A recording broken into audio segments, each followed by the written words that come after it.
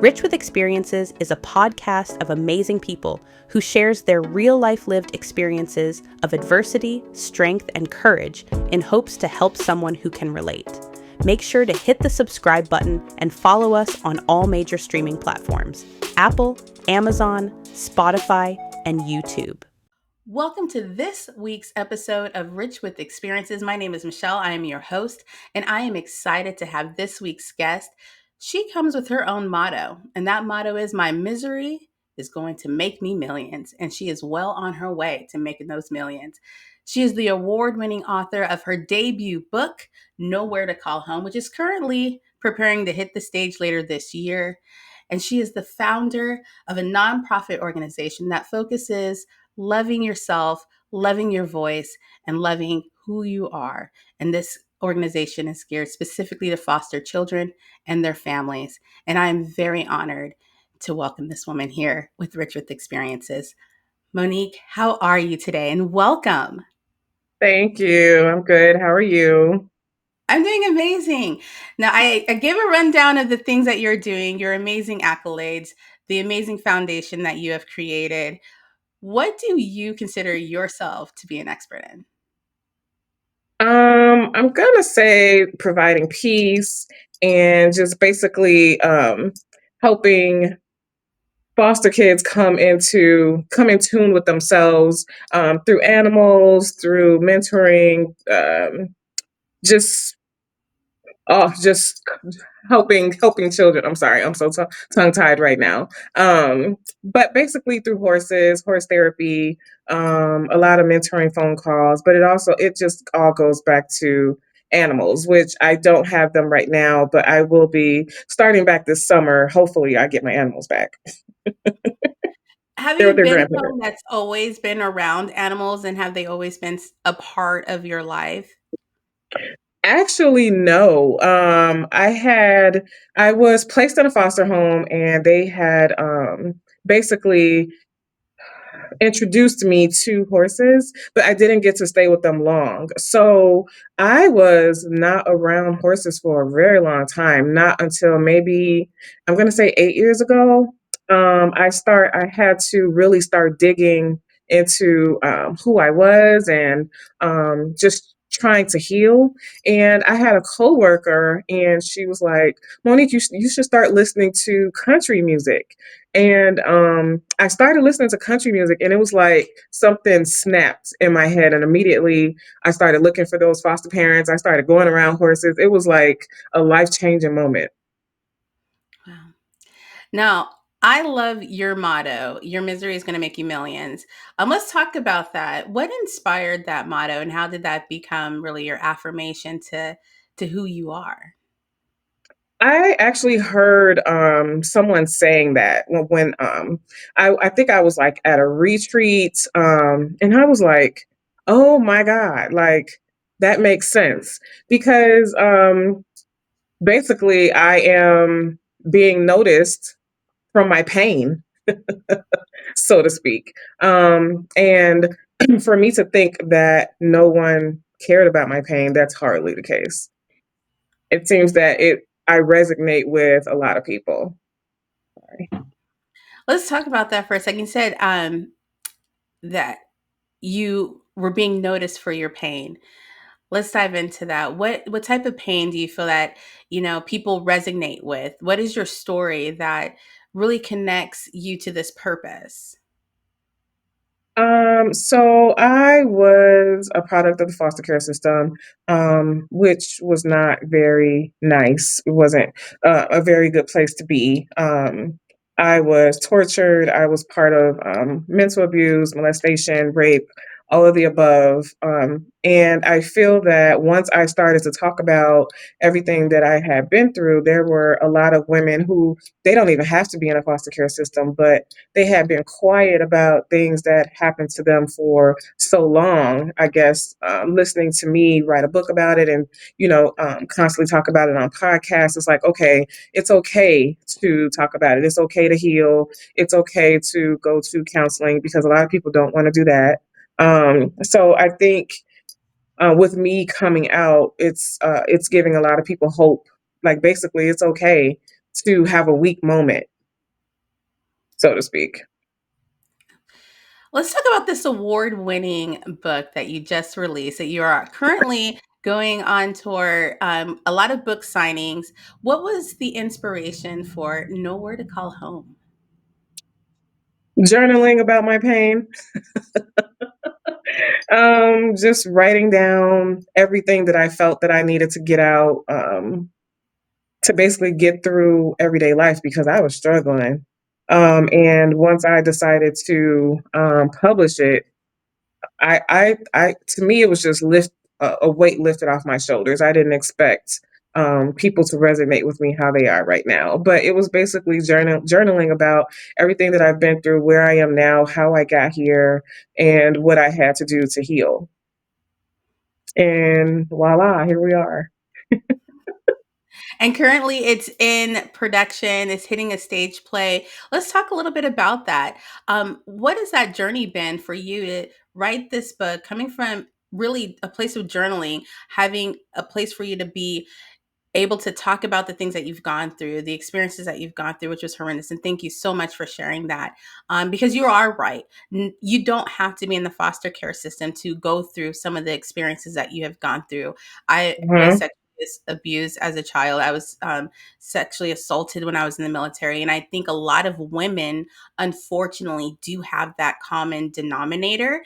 So being able to speak about it, talking about how journaling helped you, and then created this book, and now taking this vision and hitting the stage.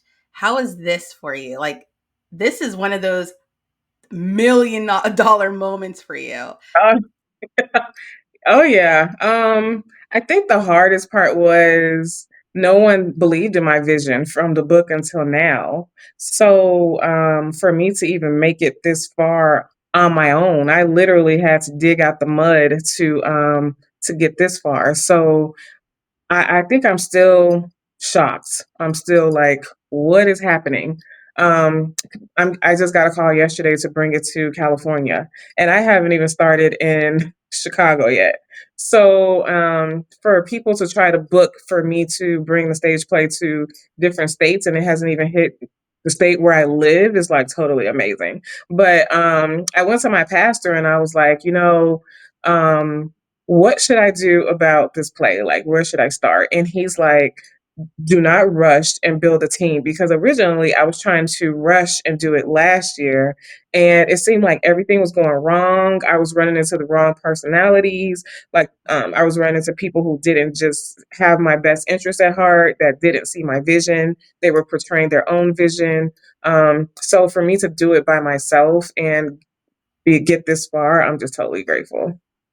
Mm, that is so beautiful. And I am a huge fan of getting it on the West Coast. I am on the West Coast. If you get it on the West Coast, I will be really excited. Um, and I'm just selfishly saying that for myself, to be completely I honest. I know. would love to see this play in action myself.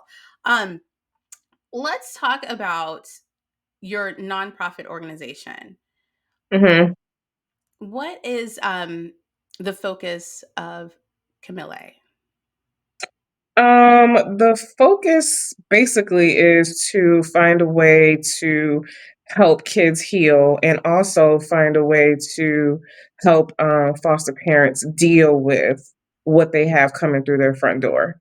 I think a lot of people, or well, the system feels that the only way for kids to cope is um, through therapy, which they do need therapy, but sometimes there's just different types of therapy that different children will resonate with that will help them to cope with everyday life in the future. So you're providing therapy while they're in the system, but a lot of times, they age out and they don't have they don't have the resources to continue that therapy. And they may not have the resources to pay for horseback riding either. But like me, when they finally do come to or exceed in life, and it's like, oh, let me go back to what helped me back then, which is how I had my aha moment, I think that would be helpful because a lot of people, they just don't want to sit there and listen, have someone listen to their problems because a lot of the counselors are not really listening for real. I don't think. Mhm. It's very hard to find counselors that actually care. So we are suffering in the mental health field, I feel like. Absolutely, absolutely. And what ex- I'm one of the type because I have an organ or I have a company, Life After Last Academy, and we really focus on looking at loss from a life standpoint, realizing that there are so many things in life that you lose, not just a physical death. With Hmm. that idea in mind, and you mentioned and you talked about pain, and through pain, I often say is your seventh sense or your sixth um, stage of grief, and that's purpose. And you're talking about Hmm. how your pain created your purpose. Do you see that that really I'm gonna edit that out. I'm sorry. Um, that did not come out right at all. Okay. Sorry about that. Okay. I That's often fine. speak about I often speak about life experiences and how we grieve more than just a physical death. And oftentimes, our lived experiences become a place where we can have purpose from our pain. And you spoke about that often.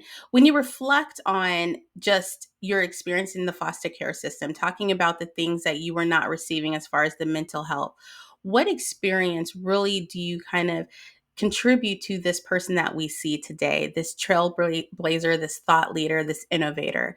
What was one of those experiences that you can say this really created this person that you see? Um, I don't think that I can point out one experience. I think um, once I had a failed marriage and a domino effect of failed relationships, and it was to the point I didn't know how to say I love you to my kids. I think that pushed me to be better. I think the experiences that pushed me to really just grind it out and say, I'm not going back to where I was is once you start sleeping everywhere and you're being sold and human trafficking and people just toss you around like you're garbage, that makes you want to say I'm not going back there. Like I'll work at Burger King, I'll work at 4 Burger Kings, but I'm not going back to where I was. So I just had so many moments that pushed me to be better. So it's kind of hard to point out one moment. I was listening to you and you were mentioning the moments that you went through being sex trafficked and a lot of other horrendous things. And when you were going through that, what were some of the things that you held on to? Maybe the images, the hopes, the dreams, the aspirations that gave you this I can do this. Because I'm thinking about someone who is listening and maybe going through some of these experiences, some of the same situations, and they're feeling like, I don't even know if there is light at the end of the tunnel. And then hearing your story and saying, wow, she found this light. She tightened up her bootstraps. What was Right. that moment, that thing that you kind of anchored into that helped you and motivated you in those dark, dark moments? Honestly, I feel like I've been on an adrenaline rush for years. It was me telling myself, "Don't quit. You don't quit. This is not the end." I think I prayed a lot, but I felt like my prayers were going on unanswered and just into the universe. And um, basically, it was an adrenaline.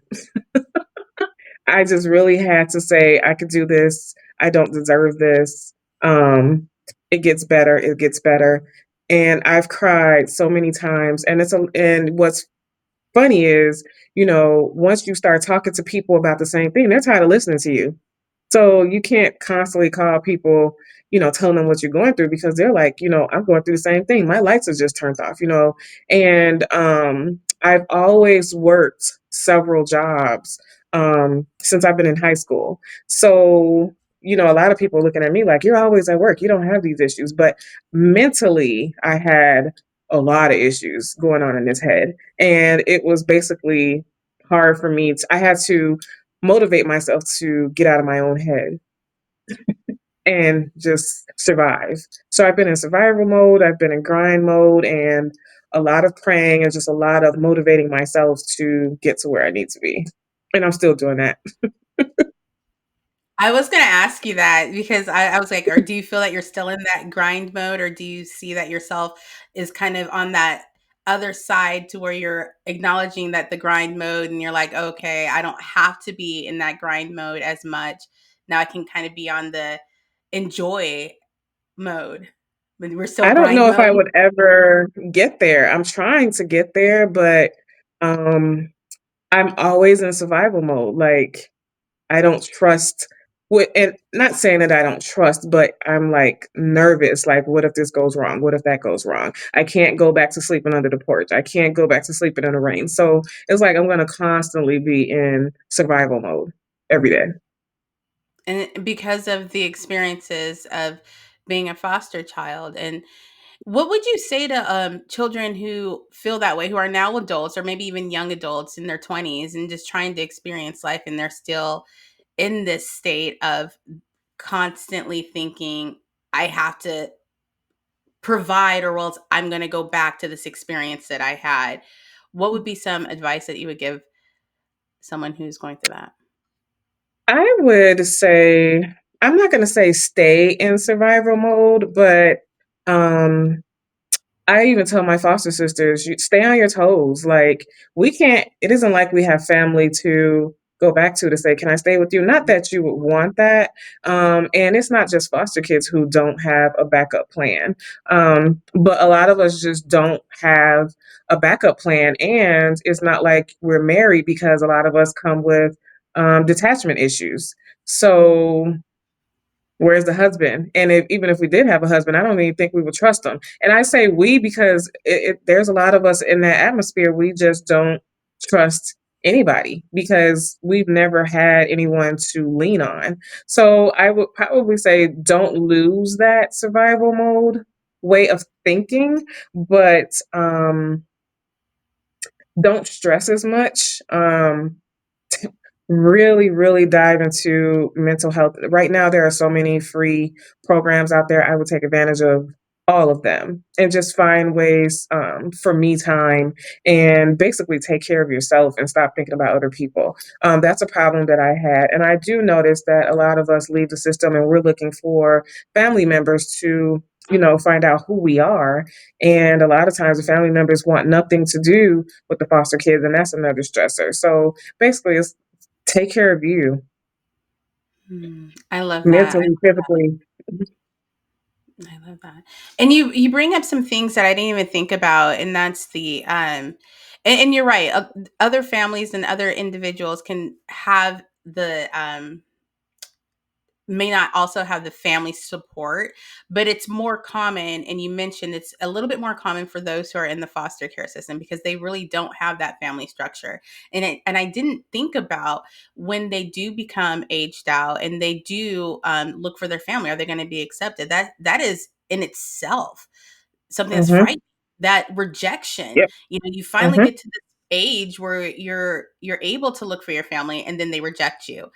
I'm Mhm. literally thinking about that right now, and that would be so emotionally difficult to even process.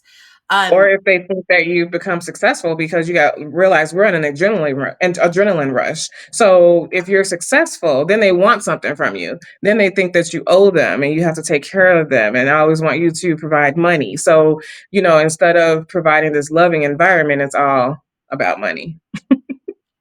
I didn't even think about that, and that's something really to consider, and just create a space to have those feelings and be able to speak about it.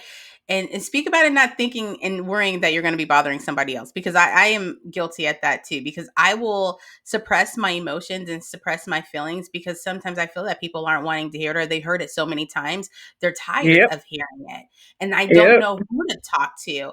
And when you keep Exactly. it inside, that's not good as well. So then you're kind of in this limbo, and you're just actively moving. Um, let's talk about, if you don't mind, you're speaking about relationships. And one of the things that I know is that you are beautifully married. You have a wonderful relationship. And you spoke about how that is Not something that, married. I'm oh, not not married. No, not married. like, you might get a ring. I might just spoken a ring into your I existence. know everybody's saying that. I keep hearing that. So that may change in the next couple weeks, but I keep hearing that. Well, you're in a loving relationship right now, and you mentioned that that is something that is really difficult. So what kind of advice can you give, knowing that, and being someone that has successfully in this moment, in this phase of life, connected with someone to be able to have that relationship? And I don't, I'm assuming trust. I'm getting to the trust part. Um I don't know if I have an answer for that right now. I feel like it took a lot of praying. And when I say a lot, I was praying for God to remove this man about 80 times. Like, please find something wrong, let him go, because everything that I was running from is what he represents. Like, the Baptist church, he's very into his church. He's older than me. I've never dated older than me. Very calm. So, I'm ready to go off, and he's like, "Okay, let's talk about this." And I'm like, "Come on, I'm like a Tasmanian devil. I need you to meet me halfway." And he's just staring at me like, "Okay, when you calm down." So I'm like, all of this is just a little bit too much, but not saying that he's perfect. It's just very different. And stability was a lot of things that I was looking for. I just never thought I would accept it. I didn't accept it from a lot of people. So I think a lot of it is just really going with your gut and letting go, which I'm still working on. I'm working on it. I love that. This going to bed and letting go. I think it's that letting go that we all struggle with. Um, that letting go, trusting, being in the moment, and just being okay with, if it doesn't work out the way that we envision, that that's okay as well. And Right. how do we process But this I from hate this being point forward? vulnerable. Now, Right. yes, be vulnerable. Allow yourself to be vulnerable, because then if you don't, that's like a basketball player not even attempting to make a shot in the game. We're missing out on Right. opportunities Right. if we don't allow ourselves to be vulnerable. So yeah, definitely. Since you mentioned that, what are some things that you currently, since you brought that one out, what are some things that you feel yourself is being more vulnerable in doing that you would not have done like a couple of years ago? Putting myself out there, um, letting everybody know how I feel, who I am. And I think this year I'm struggling more because I'm putting myself out there in all aspects, my personal life, relationship wise. Um, and it's hard to juggle it all, because now, I have to deal with home, I still work, I have to deal with whatever I have going on with the cast. So it's like all of me is out there. And it could be hard. I think I need to go find a mental health counselor. I'll be doing a lot of horseback riding next month. That is beautiful. When did you start horseback riding? Like, when did you start actually, like, what age did you start riding horses? I think I was 9 or 10, and then I had to reteach myself. Maybe I was 32, 34, maybe middle to late 30s, I believe. And in your nonprofit organization, do you also teach the children how to ride horses and care for the horses as well in the program? I haven't started this year due to the play, but that will be something that I may think about doing next year because I have to look into like the insurances and things of that sort because, I don't want them to be scraping out the hooves and the horse kick them in the face, all of that. So I just want to make sure I have all my ducks in a row when it comes to that. But there is this lady in Africa. I follow her on Instagram and I wanted her to show me, but she does like healing sessions spiritually with the horses. And it is amazing how it's just the horses like lay their heads on your body and just basically absorb your energy. It's I love it to death. So I actually want to go visit her um, just to see how I can get my horses into that. Oh, that would be beautiful. Hmm. That thing. And it sounds like it would fall right in line with everything that you do, who you are, your essence, Hmm. how the horses is your spirit animal, and you teaching others to connect. Oh wow, I will sign up for that course too myself. Yeah, it's Um, amazing. what are some things that you have to look forward to? I know that we have the play. Is there anything else that you are cooking up that you're hoping to launch soon? I Anything know that there's going to be another book. I just can't promise you when. Because it looks like this play is about to be on a tour maybe for the next 1 to 2 years. That's what it looks like. West Coast, I'm But putting that yeah. in. So the book, I will be working on a new book soon. I do have a tequila brand coming out. That I'm working on licensing. So I'm not selling it to the public at this moment, but I will have my own tequila. And that's about it. That's enough for right now. You're doing phenomenal, and you have received, to my count, I believe, 5 awards for your amazing book. Your Yes. debut book that you just launched, 5 awards, amazing, and many, many more to come. Looking back on this journey, what would be the one thing that you would tell little Monique?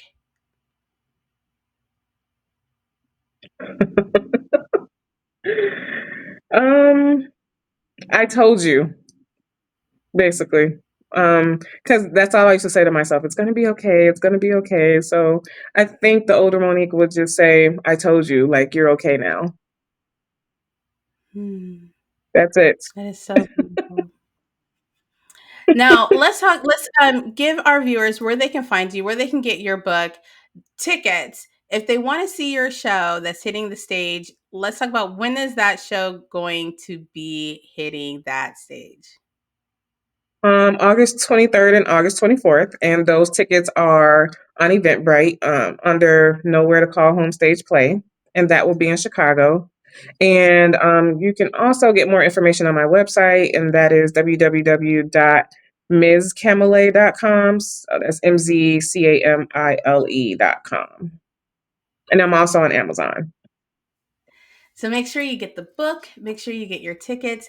If you're available in the Chicago area, or if you're willing to travel, I'm willing to travel. But now that she told me that she may be coming to the West Coast, I am really going to put that out in the energy so that she can be on the West Coast. Thank you for sharing your story. I want to thank you personally for being so open to speak about your journey, to speak about your experiences in the foster care system and how that has encouraged you to just really create this book to share your story so that other people can relate and connect and not feel as if they are alone, because that is really what you did. You opened up, even you probably didn't feel or want to, because it is scary to open up about your experiences. But when you did, you showed someone that they are not alone as well. So thank you for sharing your story with us at Rich with Experiences, because like I always say, if I had $1 for all of those experiences that I had that now I'm realizing has made me the person that I am today, I would be rich, like your motto. My misery will make me millions. Um, Mm. and I'm telling you, you're well on your way to making millions and more with your amazing story that you use to inspire so many others. So thank you so much for everyone who is listening. Rich with Experiences is really a vision of inspiring anyone who is going through something that you may be going through, because we all need some inspiration, especially when it's a dark time. We need something to hold on to, something to motivate us. And when you're going through your healing journey, you're going to discover so much about yourself. You're going to discover so much about the environment that you're in, the family that you share, the people that you're around. And most importantly, you might even experience who you are and what you're capable of. You might put your head down and just keep trying. And through that, you're going to create amazing dreams. So thank you so much for being with us. And until next time.